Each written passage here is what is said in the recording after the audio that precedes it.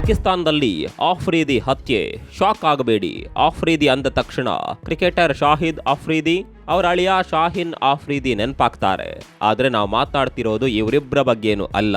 ಪಾಕಿಸ್ತಾನ ಅನ್ನೋದು ಉಗ್ರರ ಪಾಲಿನ ಸ್ವರ್ಗ ಅಂತ ಇಡೀ ಜಗತ್ತಿಗೆ ಗೊತ್ತು. ಆ ಉಗ್ರರಲ್ಲೇ ಒಬ್ಬ LET ಉಗ್ರ ಸಂಘಟನೆಯ ಶೇಖ್ ಯೂಸಫ್ ಆಫ್ರಿದಿ ಹತ್ಯೆಯಾಗಿದೆ. ಈತನ ಹತ್ಯೆಯಾಗಿರೋದು ದೊಡ್ಡ ವಿಚಾರ ಏನಲ್ಲ, ಆದ್ರೆ ಯಾವ ರೀತಿ ಹತ್ಯೆಯಾದ ಅನ್ನೋದು ಬಹಳ ಇಂಪಾರ್ಟೆಂಟ್. ಯಾಕಂದ್ರೆ ಇದರಲ್ಲಿ ಭಾರತದಲ್ಲಿ ಕೂತಿರುವ ಮಾಸ್ಟರ್ ಮೈಂಡ್ಗಳ ಕೈಚಳಕ ಇರ್ಬೋದಾ? ರಿಮೋಟ್ ಕಂಟ್ರೋಲ್ನಲ್ಲಿ ಭಾರತದ ಆ ಮಾಸ್ಟರ್ಸ್ ಈತನನ್ನ ಬೀದಿ ಹೆಣ ಮಾಡಿದ್ದಾರಾ? ಆಪರೇಷನ್ ಸಿಂಧೂರ ನಂತರ ಒಂದು ವಟ್ಟಕ್ಕೆ ನಿಂತಿದ್ದ ಮುಸುಕುಧಾರಿಗಳ ಆಪರೇಷನ್ ಮತ್ತೆ ಶುರುವಾದ್ವಾ? ಯಾರು ಈ ಆಫ್ರಿದಿ? ಈತನ ಹತ್ಯೆ ಹಿಂದೆ ಯಾರ ಕೈವಾಡ ಇದೆ? ಎಲ್ಲವನ್ನ ಹೇಳ್ತೀವಿ ನೋಡಿ.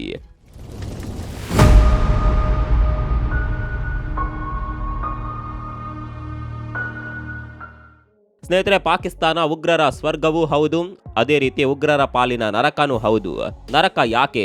ಭಾರತದ ಮೇಲೆ ಸ್ಫೋಟಕ ಹಾಕುವ ಪ್ಲಾನ್ ಮಾಡ್ತಿದ್ದವರು ಇವತ್ತು ತಮಗೆ ಎಲ್ಲಿಂದ ಗುಂಡು ಬರುತ್ತೋ ಅಂತ ಭಯದಲ್ಲಿ ಮನೆಯಿಂದ ಹೊರಗೆ ಬರೋದಕ್ಕೆ ಹೆದರ್ತಾ ಇದ್ದಾರೆ. ತವರು ದೇಶದಲ್ಲಿ ಪಾಕ್ ಸೇನೆಯ ರಕ್ಷಣೆಯಲ್ಲಿದ್ರು ಯಾವಾಗ ಪಕ್ಕದಲ್ಲೇ ಡಮ್ ಅಂತ ಶಬ್ದ ಬರುತ್ತೋ ಗೊತ್ತಿಲ್ಲ. ಎಷ್ಟೋ ಉಗ್ರರ ದೇಹ ಕೂಡ ಸಿಗೋದಿಲ್ಲ. ದಾಳಿಕೋರರು ಬೈಕ್ನಲ್ಲಿ ಬಂದು ಹತ್ಯೆ ಮಾಡಿ ಹೋದ್ರೂ ಕೈಗೆ ಸಿಗಲ್ಲ. ಬೇರೆ ಯಾವ ಸಂಘಟನೆಯನ್ನು ನಾವು ಕೊಂದಿದ್ದು ಅಂತಿಟ್ಕೊಂಡು ಮುಂದೆ ಬರೋದಿಲ್ಲ. ಹಾಗಿದ್ಮೇಲೆ ಅದು ನರಕ ಆಗದೆ ಇನ್ನೇನು? ಮೊನ್ನೆ ಅಂದ್ರೆ ಏಪ್ರಿಲ್ 27ನೇ ತಾರೀಕು ಕೂಡ ಪಾಕಿಸ್ತಾನದಲ್ಲಿ ಇದೇ ಆಗಿದೆ. ಮತ್ತೊಂದು ವಿಕೆಟ್ ಪತನವಾಗಿದೆ. ವಿಕೆಟ್ ಹೆಸರು ಶೇಖ್ ಯೂಸಫ್ ಆಫ್ರಿದಿ. ಆಗ್ಲೇ ಹೇಳಿದ ಹಾಗೆ LET ಉಗ್ರ ಸಂಘಟನೆಯ ಸೋ ಕಾಲ್ಡ್ ಕಮಾಂಡರ್. ಈತನನ್ನ ಯಾರೋ ಅಪರಿಚಿತರು ಮುಗ್ಸಾಕಿದ್ದಾರೆ. ಆದ್ರೆ ಯಾರು ಈ ಅಪರಿಚಿತರು ಅಂತ ಪಾಕಿಸ್ತಾನದ ಗುಪ್ತಚರ ಸಂಸ್ಥೆ ISIಗೂ ಗೊತ್ತಾಗ್ತಿಲ್ಲ ಪಾಪ. ಅಷ್ಟೇ ಯಾಕೆ ಅಲ್ಲಿನ ಆರ್ಮಿಗೂ ಸಿಕ್ತಿಲ್ಲ. ಮೊನ್ನೆ ಅಂದ್ರೆ ಏಪ್ರಿಲ್ 27, 2026ರಂದು ಪಾಕಿಸ್ತಾನದ ಖೈಬರ್ ಪಖ್ತೂನ್ವಾ ಪ್ರಾಂತ್ಯದ ಲಾಂಡಿ ಕೋಟಲ್ ಅನ್ನುವ ಏರಿಯಾದಲ್ಲಿ ಈ ಘಟನೆ ನಡೆದಿದೆ. ಹೇಗ್ ನಡೀತು ಈ ಅಟ್ಯಾಕ್? ವರದಿಗಳ ಪ್ರಕಾರ ಈ ಆಫ್ರಿದಿ ತನ್ನ ಮನೆಯ ಹತ್ರ ಸುಮ್ಮನೆ ವಾಕ್ ಮಾಡ್ತಿದ್ದ. ಇದನ್ನೇ ಕಾಯ್ತಿದ್ದ ಇಬ್ರು ಅಪರಿಚಿತರು ಮೋಟಾರ್ ಬೈಕ್ ನಲ್ಲಿ ಬಂದಿದ್ದಾರೆ. ಫುಲ್ ಕ್ಲೋಸ್ ರೇಂಜ್ ನಿಂದ ಆಫ್ರಿದಿ ಮೇಲೆ ಗುಂಡಿನ ಮಳೆ ಸುರಿಸಿದ್ದಾರೆ. ಎಷ್ಟೊಂದು ಗುಂಡುಗಳು ಅವನ ದೇಹ ಹೊಕ್ಕಿವೆ ಅಂದ್ರೆ ಆತ ಸ್ಥಳದಲ್ಲೇ ಪ್ರಾಣ ಬಿಟ್ಟಿದ್ದಾನೆ. ದಾಳಿ ಮಾಡಿದವರು ಯಾರು? ಎಲ್ಲಿಂದ ಬಂದ್ರು? ಹೇಗಿದ್ರು? ಬೈಕ್ ಯಾವುದು? ಯಾರಿಗೂ ಗೊತ್ತಿಲ್ಲ. ದಾಳಿ ಮಾಡಿದ ತಕ್ಷಣ ಅವರು ಅಲ್ಲಿಂದ ಮಾಯ. ಯಾರ ಕಣ್ಣಿಗೂ ಬಿದ್ದಿಲ್ಲ. ಪಾಕಿಸ್ತಾನದ ರಾಜಧಾನಿ ಇಸ್ಲಾಮಾಬಾದ್ನಿಂದ ಸುಮಾರು 250 ಕಿಲೋಮೀಟರ್ ದೂರದಲ್ಲಿರುವ ಈ ಜಾಗದಲ್ಲಿ ಈಗ ಫುಲ್ ಹೈ ಅಲರ್ಟ್ ಘೋಷಣೆ ಮಾಡಲಾಗಿದೆ. ಈ ಶೇಖ್ ಯೂಸಫ್ ಆಫ್ರಿದಿ LET ಸಂಘಟನೆಯ ಟಾಪ್ ಕಮಾಂಡರ್ ಅಷ್ಟೇ ಅಲ್ಲ, ಜಾಗತಿಕ ಭಯೋತ್ಪಾದಕ ಹಫೀಜ್ ಸಯೀದ್ನ ಕ್ಲೋಸ್ ಫ್ರೆಂಡ್. ಈತನ ಮೇನ್ ಕೆಲಸ ಏನಾಗಿತ್ತು ಕೇಳಿದ್ರೆ ಶಾಕ್ ಆಗ್ತೀರಾ. ಪಾಕಿಸ್ತಾನದ ಟ್ರೈಬಲ್ ಏರಿಯಾ ಅಂದ್ರೆ ಬುಡಕಟ್ಟು ಪ್ರದೇಶಗಳ ಜನರನ್ನ, ಅದರಲ್ಲೂ ಬಡವರನ್ನ ಹಿಡಿಯೋದು, ಅಲ್ಲಿರುವ ಸಣ್ಣ ವಯಸ್ಸಿನ ಹುಡುಗರನ್ನ ಬ್ರೈನ್ ವಾಶ್ ಮಾಡೋದು, ಅವರಿಗೆ ಜಿಹಾದ್ ಹೆಸರಿನಲ್ಲಿ ತಪ್ಪು ದಾರಿ ತೋರಿಸಿ ಭಾರತದ ವಿರುದ್ಧ ಭಯೋತ್ಪಾದಕ ಕೃತ್ಯಗಳಿಗೆ ರೆಡಿ ಮಾಡೋದು. ಈ ರೀತಿ LET ಸಂಘಟನೆಗೆ ಹೊಸಬರನ್ನ ಸೇರಿಸುವ ಪ್ರಕ್ರಿಯೆಯಲ್ಲಿ ಇವನೇ ಕಿಂಗ್ ಪಿನ್ ಆಗಿದ್ದ. ಈಗ ಅವನ ಕತೆ ಮುಗ್ದಿದೆ. ಅಮಾಯಕರಿಗೆ ಉಗ್ರ ದಾರಿ ತೋರಿಸ್ತಿದ್ದ ದೊಡ್ಡ ಹುಳ ಇವತ್ತು ಮಣ್ಣು ಸೇರಿದೆ. ಇದು ಒಂದಾಯ್ತು. ಈಗ ಮೇನ್ ಪಾಯಿಂಟ್ಗೆ ಬರೋಣ. ಕಳೆದ ಕೆಲವೇ ವರ್ಷಗಳಲ್ಲಿ ಈ ರೀತಿ ಅಪರಿಚಿತರ ಕೈಯಲ್ಲಿ ಹತರಾದ ಉಗ್ರರ ಪಟ್ಟಿ ತುಂಬಾನೇ ದೊಡ್ಡದಿದೆ. ನೀವು 2022ರಿಂದ ಡೇಟಾ ಚೆಕ್ ಮಾಡಿದ್ರೆ ಶಾಕ್ ಆಗ್ತೀರಾ. ಹಂತ ಹಂತವಾಗಿ ಭಾರತಕ್ಕೆ ತೊಂದರೆ ಕೊಟ್ಟವರನ್ನ ಮುಗಿಸಲಾಗ್ತಾ ಇದೆ. Mistri Zahoor Ibrahim, Indian Airlines plane hijack ಮಾಡಿದ್ದ ಇವನನ್ನ ಕರಾಚಿಯಲ್ಲಿ ಮುಗಿಸಲಾಯಿತು. ಲಾಲ್ ಮಹಮ್ಮದ್, ಭಾರತಕ್ಕೆ ಫೇಕ್ ನೋಟ್ ಸಪ್ಲೈ ಮಾಡ್ತಿದ್ದ ಇವನನ್ನ ನೇಪಾಳದಲ್ಲಿ ಗುಂಡಿಕ್ಕಿ ಮುಗಿಸಿದ್ರು. ಶಾಹಿದ್ ಲತೀಫ್, ಪಠಾನ್ಕೋಟ್ ದಾಳಿಯ ಮಾಸ್ಟರ್ ಮೈಂಡ್, ಇವನನ್ನ 2023ರಲ್ಲಿ ಮಸೀದಿಯ ಹೊರಗಡೆ ಮೂವರು ಅಪರಿಚಿತರು ಖತಂ ಮಾಡಿದ್ರು. ಅಷ್ಟೇ ಅಲ್ಲ, ಅದ್ನಾನ್ ಅಹಮದ್, ಅದ್ಬುಲ್ ರೆಹಮಾನ್, ಬಶೀರ್ ಅಹಮದ್ ಪೀರ್, ಹೀಗೆ ಲಿಸ್ಟ್ ಬೆಳಿತಾನೆ ಹೋಗುತ್ತೆ. ಅದೇ ರೀತಿ ಈಗ ಆಫ್ರಿದಿ. ಹೀಗೆ ಮೇನ್ ಕಮಾಂಡರ್ಗಳು ಸಾಯ್ತಿರೋದ್ರಿಂದ LET ಹಾಗೂ ಜೈಷ್ ಸಂಘಟನೆಗಳು ಒಳಗಿನಿಂದ ಫುಲ್ ವೀಕ್ ಆಗಿವೆ. ಹೊಸಬರನ್ನ ಸೇರಿಸೋಕೆ, ದಾಳಿ ಪ್ಲಾನ್ ಮಾಡೋದಕ್ಕೆ ಅವರಿಗೆ ಮೊದಲಿನಂತೆ ಆಗ್ತಾ ಇಲ್ಲ. ಭಾರತದ ಬಲಿಷ್ಠ ಗುಪ್ತಚರ ವ್ಯವಸ್ಥೆ ಮತ್ತು ಈ ಅಪರಿಚಿತ ವ್ಯಕ್ತಿಗಳ ಭಯದಿಂದಾಗಿ ದೊಡ್ಡ ಮಟ್ಟದ ದಾಳಿ ಮಾಡುವ ತಾಕತ್ತು ಅವರಲ್ಲಿ ಕುಸಿದಿದೆ. ಅದರ ಪರಿಣಾಮ ಏನು? ಕಳೆದ 10-15 ವರ್ಷಗಳ ಹಿಂದೆ ದೆಹಲಿ, ಮುಂಬೈ ಅಥವಾ ಬೆಂಗಳೂರಿನಲ್ಲಿ ಸ್ಫೋಟಗಳಾಗ್ತಿದ್ವು, ಜನ ಭಯ ಬೀಳ್ತಿದ್ರು. ಆದ್ರೆ ಇವತ್ತು ಪರಿಸ್ಥಿತಿ ಉಲ್ಟಾ ಆಗಿದೆ. ಭಾರತದ ಜನ ನೆಮ್ಮದಿಯಾಗಿದ್ದಾರೆ, ಆದರೆ ಪಾಕಿಸ್ತಾನದಲ್ಲಿರುವ ಉಗ್ರರು ಭಯದಲ್ಲಿ ಬದುಕ್ತಾ ಇದ್ದಾರೆ.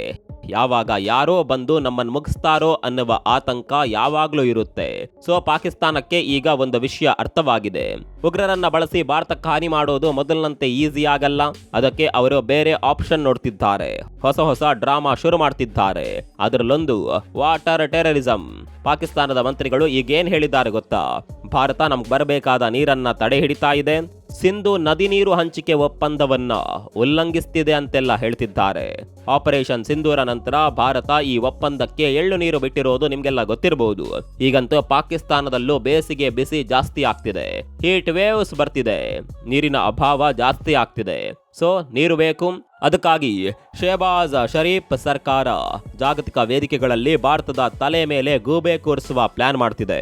ಸಿಂಧು ನದಿ ವಿಚಾರವನ್ನ ಚೀನಾ ಮೀಡಿಯಾ, ಟರ್ಕಿ ಮೀಡಿಯಾ ಬಳಸಿಕೊಂಡು ಟೆಲಿಕಾಸ್ಟ್ ಮಾಡ್ತಿದ್ದಾರೆ. ಭಾರತ ನಮಗೆ ಅನ್ಯಾಯ ಮಾಡ್ತಿದೆ ಅಂತ ಜಗತ್ತಿನ ಮುಂದೆ ವಿಕ್ಟಿಮ್ ಕಾರ್ಡ್ ಪ್ಲೇ ಮಾಡೋದಕ್ಕೆ ರೆಡಿ ಮಾಡ್ತಿದ್ದಾರೆ. ಇನ್ನು ಡೊನಾಲ್ಡ್ ಟ್ರಂಪ್ ಮತ್ತು ಪಾಕಿಸ್ತಾನದ ಇತ್ತೀಚಿನ ಕನೆಕ್ಷನ್ ನಿಮ್ಗೆ ಗೊತ್ತಿರಬಹುದು. ಪಾಕಿಸ್ತಾನ ಅಮೆರಿಕ, ಇರಾನ್ ಮಧ್ಯೆ ಸಂಧಾನ ಸಭೆಗಳನ್ನ ಹೋಸ್ಟ್ ಮಾಡ್ತಿದೆ. ಅಮೆರಿಕ ಅಧ್ಯಕ್ಷ ಟ್ರಂಪ್ ಅಂತೂ ಪಾಕಿಸ್ತಾನದ ಬಗ್ಗೆ ಸ್ವಲ್ಪ ಸಾಫ್ಟ್ ಕಾರ್ನರ್ ಇಟ್ಕೊಂಡಿರೋದು ಸುಳ್ಳಲ್ಲ. ಪಾಕಿಸ್ತಾನದ ಆರ್ಮಿ ಚೀಫ್ ಆಸಿಂ ಮುನೀರ್ ಅವರನ್ನ ಟ್ರಂಪ್ ತಮ್ಮ ಫೇವರೇಟ್ ಫೀಲ್ಡ್ ಮಾರ್ಷಲ್ ಅಂತ ಕರೆದಿದ್ದಾರೆ. ಇದಕ್ಕೆ ಪಾಕಿಸ್ತಾನದವರು ಹಬ್ಬ ಮಾಡ್ತಿದ್ದಾರೆ. ಈ ಆಸಿಂ ಮುನೀರ್ ಹಾಗೂ ಶೆಹಬಾಜ್ ಶರೀಫ್ ಚಾನ್ಸ್ ಸಿಕ್ಕಾಗ್ಲಿಲ್ಲ ಟ್ರಂಪ್ ರನ್ನ ಹೊಗಳಿ ಅಟ್ಟಕ್ಕೇರಿಸ್ತಾರೆ. ಆದ್ರೆ ಅದೇನಿದ್ರು ಪರ್ಸನಲ್ ಲೆವೆಲ್ ನಲ್ಲಿ ಮಾತ್ರ. ಟ್ರಂಪ್ ಮುನೀರ್ ರನ್ನ ಫೇವರೇಟ್ ಅಂತ ಹೇಳಿದ್ರು. ಅಮೆರಿಕ ಸರ್ಕಾರದ ರಿಪೋರ್ಟ್ಸ್ ಮಾತ್ರ ಬೇರೆಯೇ ಕತೆ ಹೇಳ್ತಿವೆ. ಅಮೆರಿಕನ್ ಕಾಂಗ್ರೆಸ್ ರಿಪೋರ್ಟ್ ಕೂಡ ಪಾಕಿಸ್ತಾನ 1980ರಿಂದ ಇಲ್ಲಿವರೆಗೂ ಉಗ್ರರ ಅಡ್ಡೆಯಾಗಿದೆ ಅಂತ ಹೇಳುತ್ತೆ. ಜಗತ್ತಿನ ಟಾಪ್ 12 ಉಗ್ರ ಸಂಘಟನೆಗಳು ಪಾಕಿಸ್ತಾನದಲ್ಲೇ ಇವೆ ಅಂತ ಅಮೆರಿಕದ ಅಧಿಕೃತ ದಾಖಲೆಗಳೇ ಹೇಳ್ತಿವೆ. ಟ್ರಂಪ್ ವೈಯಕ್ತಿಕವಾಗಿ ಏನ್ ಬೇಕಾದರೂ ಹೇಳ್ಬಹುದು, ಆದರೆ ಅಧಿಕೃತವಾಗಿ ಪಾಕಿಸ್ತಾನ ಒಂದು ಟೆರರ್ ಹಬ್ ಅನ್ನೋದು ಇಡೀ ಜಗತ್ತಿಗೆ ಗೊತ್ತಿದೆ. ಭಾರತ ಈಗ ಇದನ್ನೇ ಬಳಸಿಕೊಂಡು ಇಂಟರ್ನ್ಯಾಷನಲ್ ಲೆವೆಲ್ ನಲ್ಲಿ ಪಾಕಿಸ್ತಾನವನ್ನ ಏಕಾಂಗಿ ಮಾಡೋದಕ್ಕೆ ಪ್ಲಾನ್ ಮಾಡ್ತಿದೆ.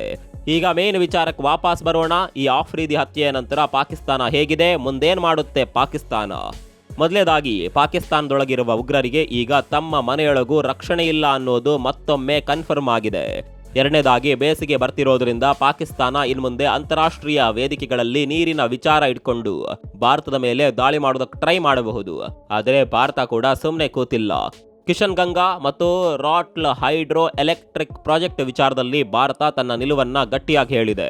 ಮುಂದಿನ ದಿನಗಳಲ್ಲಿ ಪಾಕಿಸ್ತಾನ ಈ ವಾಟರ್ ಇಶ್ಯೂನಲ್ಲಿ ಟ್ರಂಪ್ರ ಬೆಂಬಲ ಕೇಳಿದ್ರು ಅಚ್ಚರಿ ಇಲ್ಲ. ನಮ್ಮ ನೀರಿನ ಬಗ್ಗೆ ಒಂದು ಟ್ವೀಟ್ ಮಾಡಿ ಅಂತ ಆಸಿಂ ಮುನೀರ್ ಟ್ರಂಪ್ ಕಾಲಿಗೆ ಬಿದ್ರು ಬೀಳಬಹುದು. ಕೊನೆಯದಾಗಿ ಹೇಳೋದಾದ್ರೆ, ಆಫ್ರಿದಿ ತರದ ಉಗ್ರರು ಒಬ್ಬೊಬ್ಬರಾಗಿಯೇ ಮಣ್ಣು ಸೇರ್ತಿರೋದು ಭಾರತದ ಭದ್ರತೆಯ ದೃಷ್ಟಿಯಿಂದ ಒಂದು ದೊಡ್ಡ ಗೆಲುವು. ಈ ಅಪರಿಚಿತ ವ್ಯಕ್ತಿಗಳು ಯಾರು ಅನ್ನೋದು ಇತಿಹಾಸದ ಪುಟಗಳಲ್ಲಿ ರಹಸ್ಯವಾಗಿ ಉಳಿಬಹುದು. ಆದ್ರೆ ಅವ್ರು ಮಾಡ್ತಿರುವ ಕೆಲಸದಿಂದ ಮಾತ್ರ ಭಾರತದ ಗಡಿಗಳಲ್ಲಿ ಮತ್ತು ನಗರಗಳಲ್ಲಿ ಶಾಂತಿ ನೆಲೆಸುವಂತೆ ಮಾಡ್ತಿದೆ. ಶೇಖ್ ಯೂಸುಫ್ ಆಫ್ರಿದಿಯ ಅಂತ್ಯ ಒಂದು ಮೆಸೇಜ್. ಭಾರತದ ವಿರುದ್ಧ ಸಂಚು ಮಾಡಿದ್ರೆ ಅದು ಪಾಕಿಸ್ತಾನವೇ ಇರಲಿ ಅಥವಾ ಇನ್ಯಾವುದೇ ದೇಶ ಇರಲಿ, ಶಿಕ್ಷೆ ಮಾತ್ರ ಖಚಿತ. ಇನ್ನು ಪಾಕಿಸ್ತಾನ ಈಗ ವಾಟರ್ ಟೆರರಿಸಂ ಅಂತ ಎಷ್ಟೇ ಕೂಗಾಡಿದ್ರು ಜಗತ್ತು ಇವತ್ತು ಭಾರತದ ಬೆಳವಣಿಗೆಯನ್ನ ನೋಡ್ತಿದೆಯೇ ಹೊರತು ಪಾಕಿಸ್ತಾನದ ಸುಳ್ಳು ನರೇಟಿವ್ಗಳನ್ನಲ್ಲ. ಸದ್ಯಕ್ಕಂತೂ ಉಗ್ರರನ್ನ ಪೋಷಿಸೋ ಪಾಕಿಸ್ತಾನಕ್ಕೆ ಈಗ ಅದೇ ಉಗ್ರರು ಹೊರೆಯಾಗ್ತಿದ್ದಾರೆ. ಅಪರಿಚಿತ ಶಕ್ತಿಗಳ ಭಯದಿಂದಾದರೂ ಪಾಕಿಸ್ತಾನ ತಾನಾಗಿಯೇ ಸುಧಾರಿಸಿಕೊಳ್ಳುತ್ತಾ? ಇದರ ಬಗ್ಗೆ ನಿಮ್ಗೆ ಏನನ್ಸುತ್ತೆ ಕಾಮೆಂಟ್ ಮಾಡಿ. ಇದೇ ರೀತಿಯ ಇಂಟ್ರೆಸ್ಟಿಂಗ್ ವರದಿಗಳಿಗಾಗಿ ಚರಿತ್ರೆ ಚಾನಲ್ಗೆ ಸಬ್ಸ್ಕ್ರೈಬ್ ಮಾಡಿ. ಮತ್ತೊಮ್ಮೆ ಸಿಗೋಣ. ಅಲ್ಲಿವರೆಗೂ ನಮಸ್ಕಾರ.